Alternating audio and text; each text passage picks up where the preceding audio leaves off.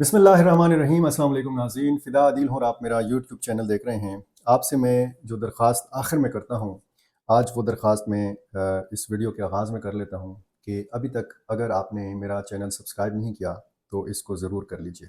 पाकिस्तान के अंदरूनी हालात के हवाले से भी और पाकिस्तान के इर्द गिर्द क्या हो रहा है, इस चैनल के तवस्सुत से आपको पता चल रहा है। पाकिस्तान के बाहर ख़ुसूसन हमारी जो मगरबी सरहद है, इस पर मैं ज़्यादा बात कर रहा हूँ क्योंकि यहाँ पर बड़ा तेज़ी के साथ डेवलपमेंट्स हो रही हैं अफ़गानिस्तान के अंदर। और पाकिस्तान और अफ़गानिस्तान के माबेन जो ये ताल्लुकात की नोयत है, वो भी आप अच्छी तरह जानते हैं। पिछली वीडियोज़ अगर आप तसलसल के साथ मेरी देख रहे हैं तो आपको बहुत अच्छी तरह अंदाज़ा हो गया होगा कि पाकिस्तान पर जो असरात मुरतब होते हैं, ख़ुसूसन जब पाकिस्तान की सिक्योरिटी की बात होती है। और आजकल पाकिस्तान की सिक्योरिटी की बात ज़्यादा हो रही है क्योंकि 8 फरवरी को पाकिस्तान में जनरल इलेक्शंस हैं, आम इंतखाबात हैं। तो आम इंतखाबात जब भी होते हैं तो पाकिस्तान में सिक्योरिटी के मामलात को ज़रूर देखा जाता है और बहुत सारे हमारे जो सिक्योरिटी के मामलात हैं वो अफ़गानिस्तान के साथ जुड़े हुए हैं। पहले कोई एक ज़माना था कि जब हमारी बहुत ज़्यादा टेंशन थी इंडिया के साथ, हमारी मशरक़ी सरहद जो थी उसको गैर महफूज़ समझा जाता था और हमारी जो मगरबी सरहद थी यहाँ पर ना फ़ौज की ज़रूरत थी, ना यहाँ पर बाड़ लगाने की ज़रूरत थी और ना इस किस्म के मसाइल थे। जिस तरीके से हमने देखा कि कबायली एक पट्टी जो थी जो फाटा के नाम से जानी जाती थी, उसका फिर इंज़माम हुआ खैबर पख्तूनख्वा के अंदर। अब खैबर पख्तूनख्वा बराह रास्त लगता है अफ़गान सरहद के साथ। पाक अफ़गान सरहदी जो इलाका है, ये हमेशा जो है हमने देखा कि महफूज़ रहा है किसी ज़माने में। लेकिन फिर हमने 15-20 साल से हम ये देख रहे हैं कि ये जो सरहद है, ये मसाइल का शिकार है। यहाँ पे बहुत ज़्यादा गड़बड़ है और फिर जब हमने ये देखा कि अमेरिका आया अफ़गानिस्तान और फिर यहाँ पर कायम हुई तहरीक तालिबान पाकिस्तान। अब एक दौर गुज़रा, एक लहर गुज़री दहशतगर्दी की। अस्करियत पसंदों ने यहाँ पे जन्म लिया, अस्करियत पसंद तंजीमों ने यहाँ पे जन्म लिया और उनको पनपने का मौका मिला और एक जो एक स्पेस था कबायली इलाकों के अंदर, इनको यहाँ पर पनपने का मौका मिला।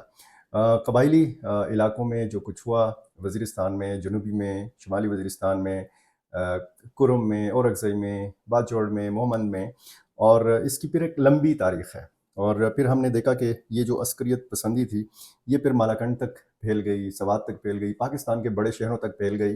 बलूचिस्तान के हालात और वाक़यात भी आपके सामने हैं। यहाँ पर बलूचिस्तान के जो सिक्योरिटी मामलात हैं, वो थोड़े से मुख्तलिफ हैं खैबर पख्तूनख्वा से। यहाँ पर आप देख रहे हैं कि BLF और BLA की शक्ल में और इस तरह की तंजीमों की शक्ल में उनका जो एजेंडा है या उनके जो मकासद हैं वो कुछ अलग हैं। लेकिन जो TTP है, ये मुल्क भर में उन्होंने कार्रवाइयाँ की। पिछले एक अरसे से हम देख रहे हैं कि जब एक दूसरी लहर उठी दहशतगर्दी की या अस्करियत पसंदी की, तो उसमें फिर जो है मरकज़ी किरदार जो था वो TTP का था। और TTP आपको पता है कि मुख्तलिफ़ ग्रुपों का, मुख्तलिफ़ तंजीमों का, मुख्तलिफ़ गिरोहों का इत्तेहाद है। ये ऐसा इत्तेहाद है कि जिसमें पूरे पाकिस्तान से लोग शामिल हैं। इसमें बुनियाद तो इसकी कबायली इलाकों में पड़ी थी, लेकिन इसमें फिर मालाकंड के और फिर बड़े शहरों के लोग भी शामिल हुए और इसमें पढ़े लिखे नौजवान भी शामिल हुए और ज़्यादातर वो लोग जो जिहाद के फ़लसफ़े से भी मुतासिर थे और जिनका एक ये था कि जब अफ़गानिस्तान में दोबारा तालिबान बरसर इक़्तिदार आए तो इनको भी शह मिली। और ये कहा गया मुख्तलिफ़ सिक्योरिटी माहिरीन की जानिब से कि इन्होंने ये सोच लिया था कि अगर अफ़गानिस्तान में इतनी बड़ी तब्दीली आ सकती है, अगर अफ़गानिस्तान के अंदर अमेरिका जैसी ताकत को शिकस्त से दो चार किया जा सकता है, वहाँ पर नेटो फोर्सेस को शिकस्त से दो चार किया जा सकता है, बावजूद ये कि उनके पास फ़िज़ाई ताकत भी थी, उनके पास ड्रोन तैयारे भी थे, उनके पास हर किस्म का जदीद असलहा भी था और उनके पास जदीद हथियारों से लैस जदीद तरबियत याफ्ता कमांडोज़ भी थे। इसके बावजूद निहत्ते तो नहीं कह सकते अफ़गान तालिबान को, लेकिन उनके पास एक एक बंदूक थी, पुरानी या नई क्लाशनकोफ या किसी भी किस्म की बंदूक, लेकिन उन्होंने मुज़ाहमत की, लड़ाई लड़ी, उन्होंने जिहाद किया, जो भी आप नाम दें। तो उन्होंने अफ़गानिस्तान के अंदर अमेरिका को शिकस्त से दो चार किया। तो कुछ लोग ये थे ऐसे इस सोच के मुताबिक कि इस सोच के मालिक कि अगर अफ़गानिस्तान में किया जा सकता है तो पाकिस्तान में क्यों नहीं किया जा सकता। बार बार ये भी कहा गया کہ یعنی جو ٹی ٹی پی کی کارروائیوں کے مخالف لوگ تھے، خصوصاً مذہبی جماعتوں کی جانب سے یہ کہا گیا پاکستان میں جو سرگرم ہیں کہ پاکستان کے حالات الگ ہیں اور افغانستان کے حالات الگ ہیں۔ افغانستان میں براہ راست غیر ملکی افواج موجود تھیں اور پاکستان میں ایسی صورتحال نہیں تھی۔ پاکستان کا اپنا ایک نظام مملکت ہے اور وہاں پر سارا نظام جو تھا وہ امریکہ کے کنٹرول میں تھا، امریکہ چلا رہا تھا۔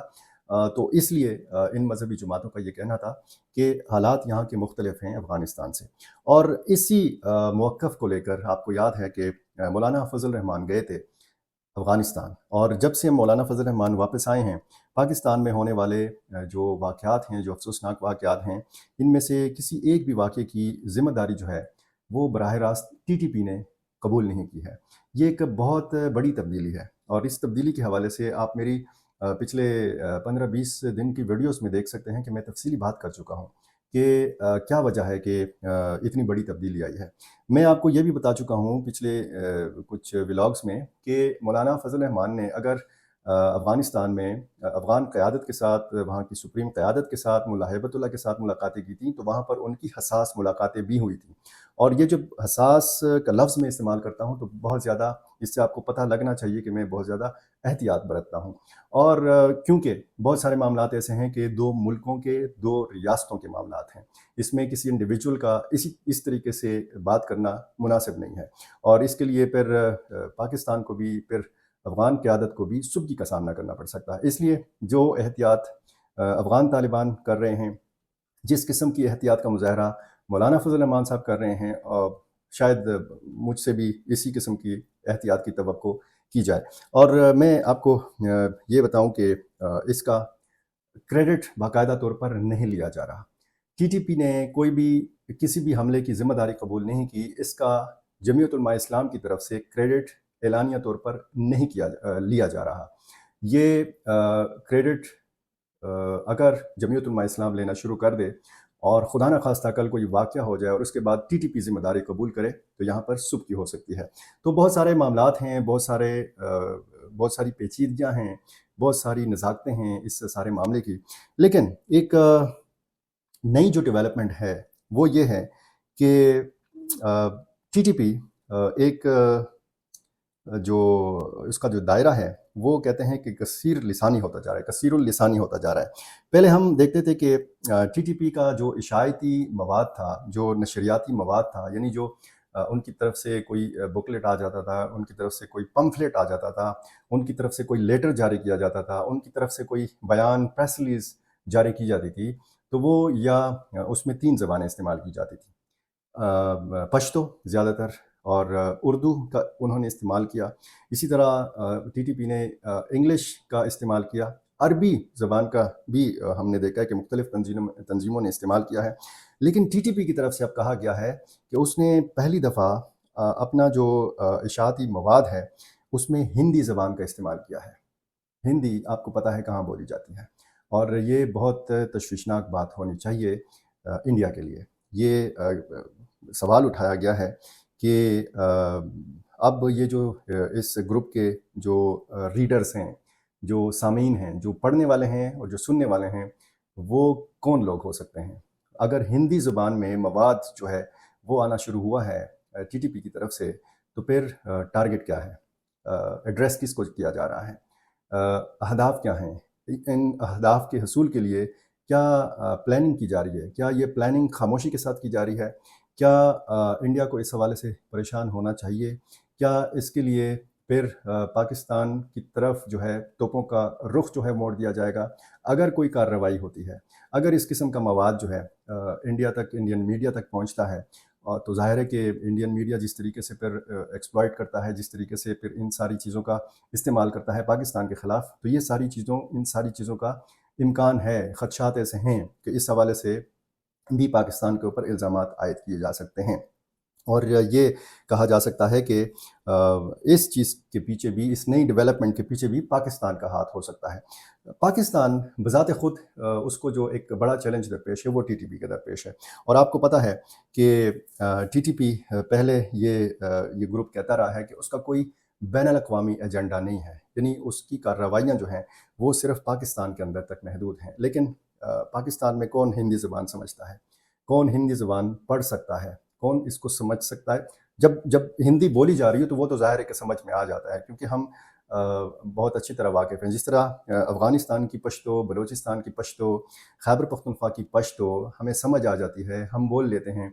इसी तरह पाकिस्तान में बोली जाने वाली उर्दू जो है, उसको अफ़गानिस्तान में भी समझा जाता है, उसको इंडिया में भी समझा जाता है, उसको बांग्लादेश में भी समझा जाता है। और जो हिंदी ज़बान है, जो हिंदी जो अल्फ़ाظ हैं, वो पाकिस्तान में बखूबी समझे जाते हैं वो अल्फ़ाज़।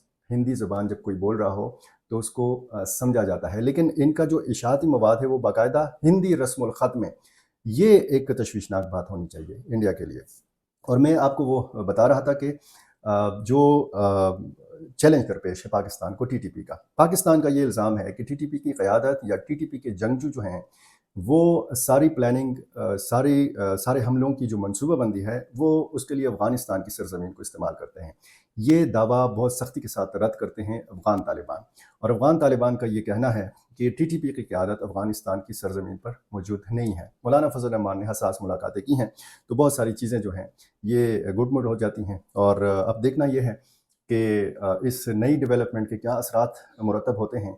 टीटीपी की तरफ से जो हमलों की ज़िम्मेदारी कबूल नहीं की जा रही, इसका इसका मतलब क्या है, इसका मकसद क्या है, इससे क्या हम नतीजा अख़ज़ कर सकते हैं, इसका क्रेडिट कोई नहीं ले रहा।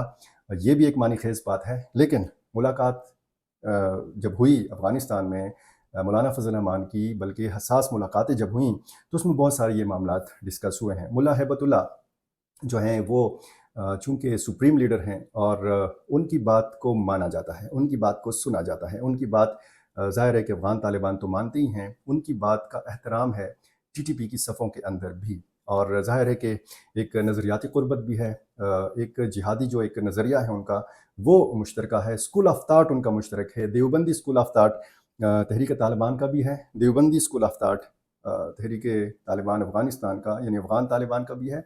और देवबंदी स्कूल ऑफ थाट जो है वो जमीयत उलमा इस्लाम का भी है। तो बहुत सारी चीज़ों पे बात हुई है। तो ये बहुत सारी चीज़ों पे जो बात हुई है, बहुत सारी चीज़ों की अगर यकीन दहानियाँ करवाई गई हैं या यकीन दहानियाँ ली गई हैं, तो वो कितनी मुद्दत के लिए ली गई हैं, ये भी देखने की बात होगी। ये जो एक खामोशी है बीच में, इसके अंदर से क्या कोई आतिशफ़शां बरामद होगा भी या नहीं होगा। ये जो हिंदी ज़बान में इशाअती मवाद का आना शुरू हुआ है, ये किस जानिब इशारा करता है। जैसे ही कोई इस हवाले से नई डेवलपमेंट होगी, मैं ज़रूर आपके सामने रखूँगा। और जो रिक्वेस्ट मैं आखिर में करता हूँ, वो मैं इस वीडियो के शुरू में कर चुका हूँ कि मेरी वीडियो अगर आपको पसंद आती है तो उसको लाइक भी ज़रूर कीजिएगा, उस पे कमेंट भी ज़रूर कीजिएगा। मैं हर वीडियो का हर कमेंट पढ़ता हूँ, और सब्सक्राइब तो ज़रूर कर लीजिएगा। बहुत शुक्रिया।